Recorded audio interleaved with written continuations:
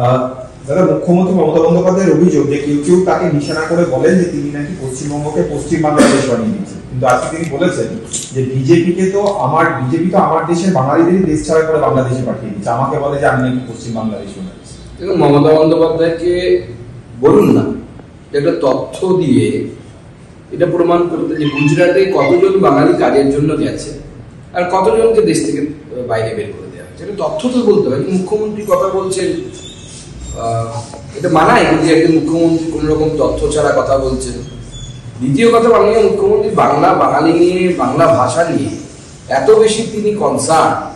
আমি মাননীয় মুখ্যমন্ত্রীকে তো একটু চ্যালেঞ্জ দিয়েছি যে 21 তারিখ থেকে লোকসভা এবং রাজ্যসভাতে আসুন বাংলার সকল সাংসদরা, বিজেপি তৃণমূল, বাংলা ভাষায় ভাষণ। বিজেপির কতজন সাংসদ বাংলা ভাষায় ভাষণ দিতে পারে লোকসভা রাজ্যসভাতে, আর পশ্চিমবঙ্গ থেকে যারা নির্বাচিত হয়েছেন, আর তৃণমূল কংগ্রেসের কতজন সাংসদ বাংলা ভাষায় ভাষণ দিতে পারে? একটা ভাষণ, বেশি না, একটা ভাষণ ইউসুফ পাঠান বাংলা ভাষায় দেবেন লোকসভাতে দাঁড়িয়ে। আমি দেখতে চাই একটা ভাষণ সাকত গোখলে দাঁড়িয়ে রাজ্যসভার ফ্লোরে দেবেন। আমি দেখতে চাই একটা ভাষণ কীর্তি আজাদ লোকসভার ফ্লোরে দাঁড়িয়ে বাংলা ভাষায় দেবেন। আমি বাঙালি হিসেবে গর্ববোধ করব। কিন্তু মুখ্যমন্ত্রী হিন্দু ভোট যখন একত্রিত হচ্ছে এটাকে ভয় পেয়ে তখন উনি হিন্দু ভোটকে বাঙালি অস্ত্র দিয়ে সেটাকে আইপ্যাকের বুদ্ধিতে অবশ্যই সেটাকে ভাঙার চেষ্টা করছে। বাঙালি, বিশেষ করে পশ্চিমবঙ্গে বসবাসকারী বাঙালি যদি না বোঝে তাহলে বাঙালিকে আগামী দিনে বাঙালি হতে হবে। বেদখল হওয়া দেবোত্তর সম্পত্তি উদ্ধারের ক্ষেত্রে সরকার সেখানে প্রচুর করেছে।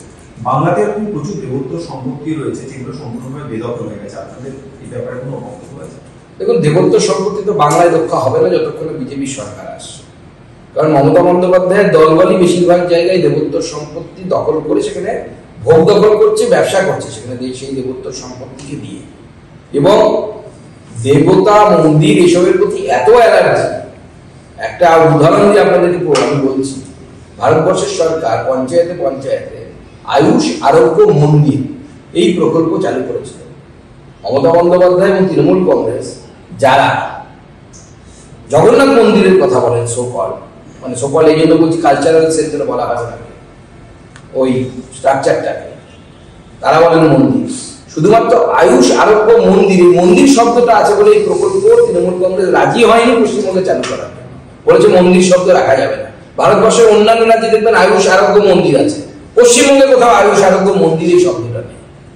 তো মন্দিরের প্রতি কত প্রেম বোঝা যাচ্ছে তো। স্বাভাবিক, যাদের মন্দিরের নামে মন্দির শব্দে এত অ্যালার্জি তারা তো অন্য করতে পারে না, এই আপনার দেবোত্তর সম্পত্তি রক্ষা করতে পারে না। এটা নতুন কিছু নয়। রবীন্দ্রনাথের বাড়ি ভাঙা হয়েছে, আমাদের রবীন্দ্রনাথ ঠাকুরের কাছারি বাড়ি যে ছিল সেই কাছারি বাড়ি ভাঙা হয়েছে, উপেন্দ্র কিশোর রায়চৌধুরীর বাড়ি ভাঙা হয়েছে, ইন্দিরা গান্ধীর নামাঙ্কিত লাইব্রেরি পুড়িয়ে দেওয়া হয়েছে। সেখানে সকল সুনীল সেকুলার যারা আমাদের সাজের ওপার বাংলা থেকে পালিয়ে এসে সুনীল গঙ্গোপাধ্যায় থেকে আমাদের শ্রীজাত থেকে শুরু করে জয় গোস্বামী থেকে শুরু করে তাদের সবার বই ছিল, সব বই পুড়ে ছারখার হয়ে গেছে। আমরা এই বিপদটাকেই চোখে আঙুল দিয়ে দেখাতে চাই। ঠিক একইভাবে মুর্শিদাবাদেও বাড়ি ভাঙা হয়েছে। কেন দুটোর বাড়ি ভাঙা হলো বাংলাদেশে এবং মুর্শিদাবাদের? দুটোর কারণে কিন্তু এক, আলাদা কারণ ভাববেন না কেউ। উপেন্দ্র কিশোর রায়চৌধুরীর বাড়ি ভাঙা হয়েছে বাংলাদেশে, কারণ উপেন্দ্র কিশোর রায়চৌধুরী হিন্দু। রবীন্দ্রনাথ ঠাকুরের কাছারি বাড়ি ভাঙা হয়েছে বাংলাদেশে, কারণ রবীন্দ্রনাথ ঠাকুরের পূর্বপুরুষ বা রবীন্দ্রনাথ ঠাকুর নিজেও হিন্দু বা ব্রাহ্ম ধর্ম অনুসারী ছিলেন, ইসলাম ধর্ম অনুসারী ছিলেন না। মুর্শিদাবাদেও বাড়ি ভাঙা হয়েছে যাদের, বাড়ি ভাঙার কারণ কিন্তু একটা, তারা তৃণমূলকে ভোট দেন না এরকম নয়। বাড়ি ভাঙা হয়েছে কারণ তারা হিন্দু।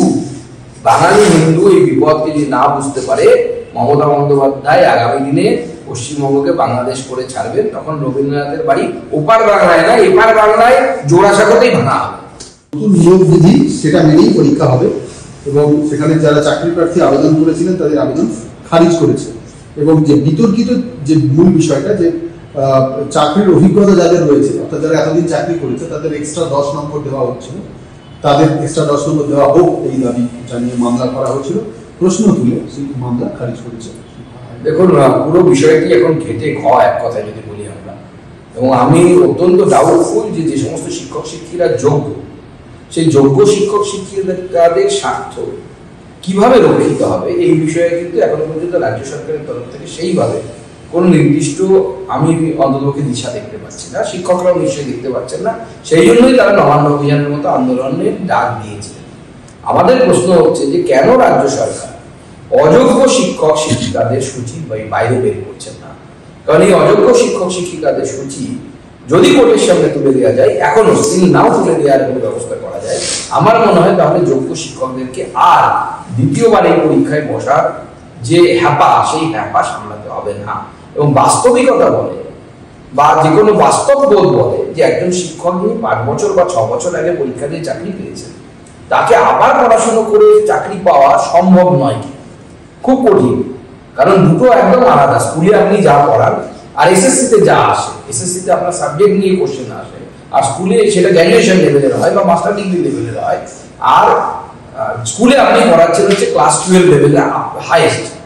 স্বাভাবিকভাবে সে তার গ্র্যাজুয়েশন এবং মাস্টার ডিগ্রি লেভেল থেকে অনেকটা ডিটেলস আছে 5-6 বছর ধরে, এবং তাদের কাছে এটা আশা করা যে তারা সেই বইগুলো আবার পড়বেন, পড়ে এসে পরীক্ষায় যে সফলতা পাবেন, অনেকটা আমার মনে হয় বেশি চাহিদা হয়ে যাচ্ছে।